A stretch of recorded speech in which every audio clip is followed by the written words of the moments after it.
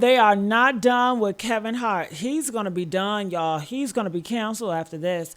We got D.L. Hughley. We got a lot of big YouTubers that got a big influence. And we got Dame Dash that is speaking very critical on Kevin Hart and Kevin Hart roast. And, you know, this is the time we have Carmelo Anthony. We're trying to fight justice for him.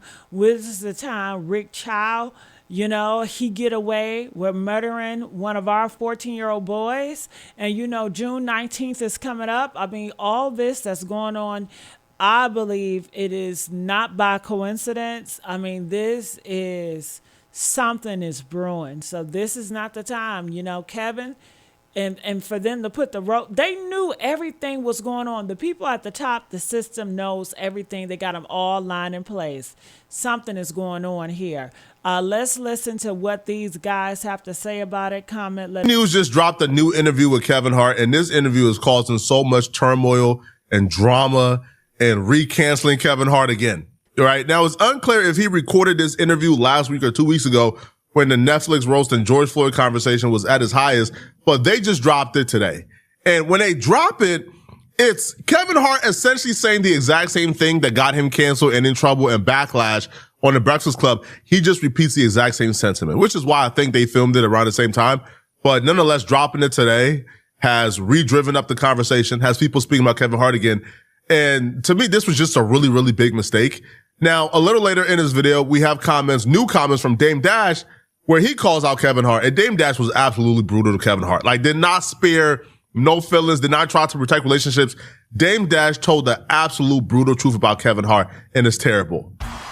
Were you surprised by people's reaction? From the roast? Yeah. Not from the people that aren't aware of what a roast is, right? Like, I mean, the general public. I'm not surprised, but you here's where we're like falling into a weird space. Okay?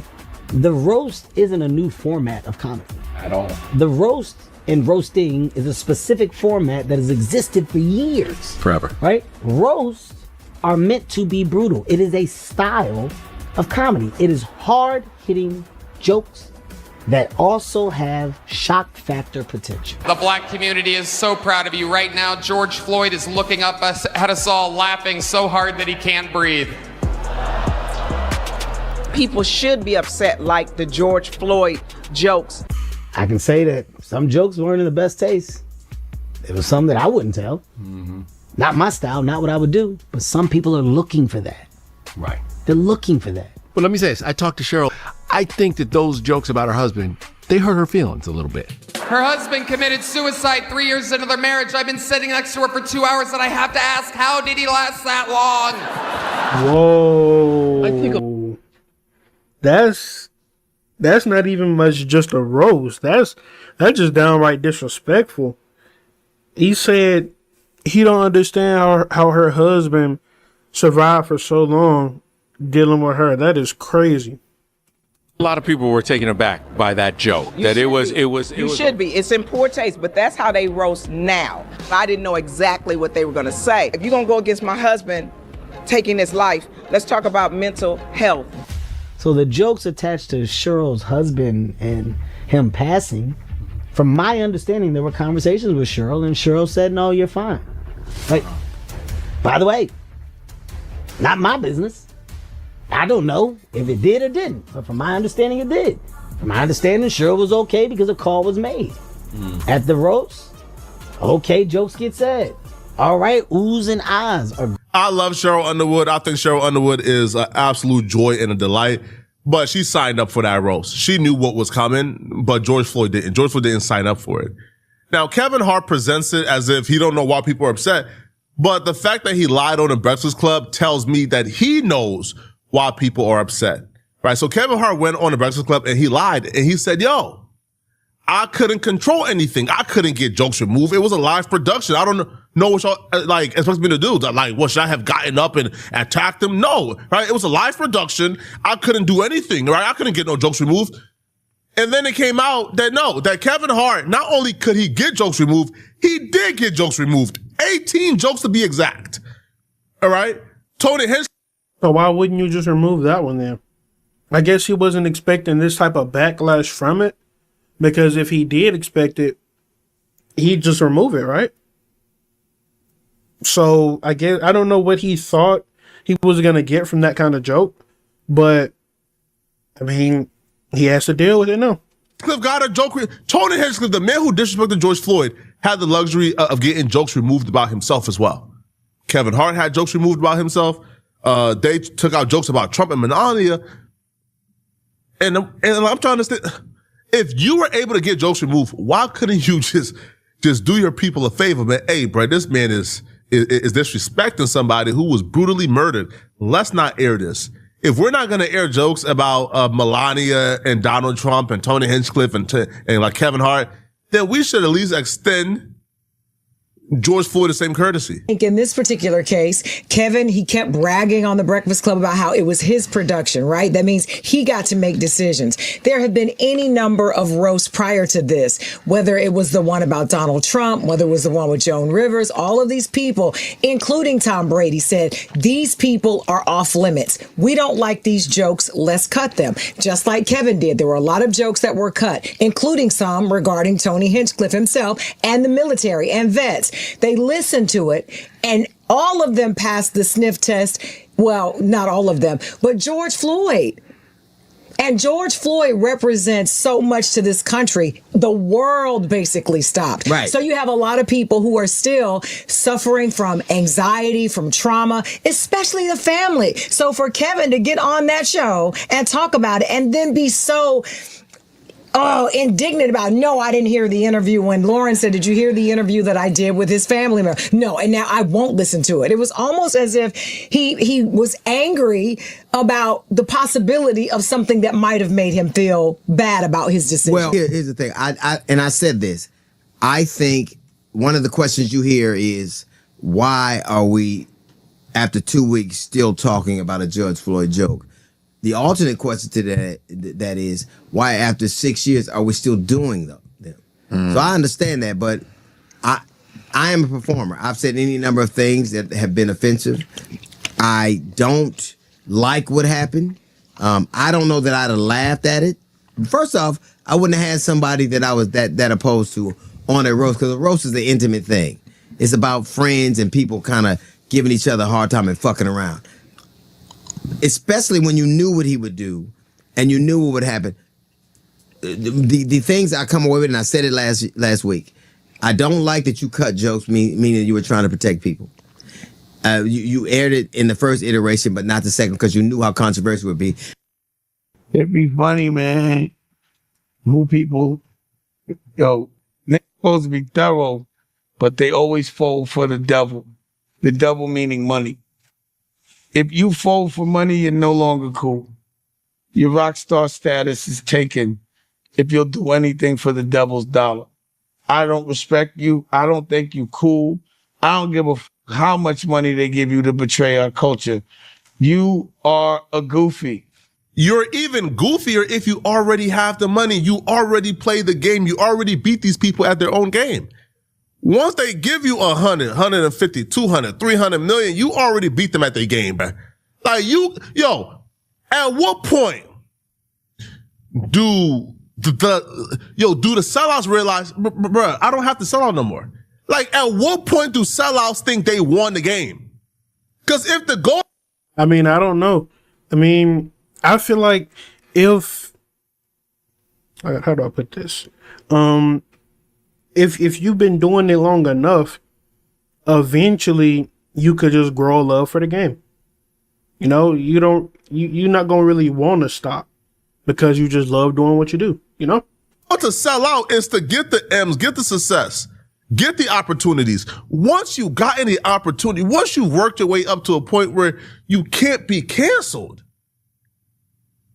then why? Like, are you just doing it for the love of the game? Because it can't be for more opportunities. Like, you already got you're now an opportunity maker. Kevin Hart is cemented in entertainment history. He is a legend. What can they really do to Kevin Hart if he decides to stand up for his people and be a strong, powerful black man? What can they do? They can't do nothing to him. But he chose not to. And that's very disappointing, man. Now, Dame Dash really broke down why he don't give a damn about none of Kevin Hart's excuses. And I think this is the approach that we should all take. Right? Like, we hear you, bruh, right? But we don't care. Like, yo, you should stand up for black people no matter what room you're in. Right? All the 1,000 excuses, but don't have those 1,000 excuses when it came to deleting jokes for Tony Hinchcliffe and Trump. I ain't trying to hear that, man. That was disrespectful. Kevin's another one I think is broke. You know, I know Jamie Salter very well. His OG was Jeff Heckman. His OG was Jay Goldberg. Jeff Heckman owns Hilco. They only do business if it's in distress, allegedly, from what I remember. Like, when you deal with like a fund, all that matters is what's the criteria to make the fund deploy. And the criteria for Jamie Salter is usually distress. He only does distress. So he has a vegan business that goes out of business, and then all of a sudden he sells his name, and now he has to sit there and and he has to defend this. You know what I mean? And it's embarrassing. Jay and Kevin Hart are embarrassing because I put them where they're at, and then they went to the devil. And this is what happens. It seems like after 20 years, the gig be up.